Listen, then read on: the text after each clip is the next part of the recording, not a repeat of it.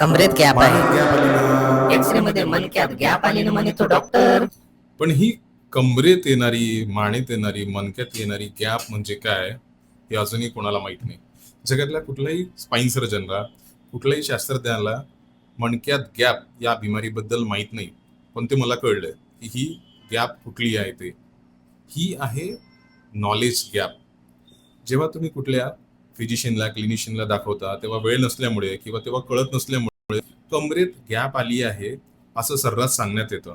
पण अशी बिमारी कुठेही अस्तित्वात नाही आहे.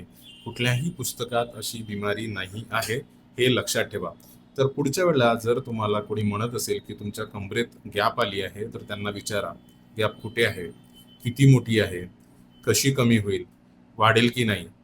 कारण की कमरेत गॅप, मानेत गॅप किंवा मणक्यात गॅप नावाची बिमारी अस्तित्वातच नाही.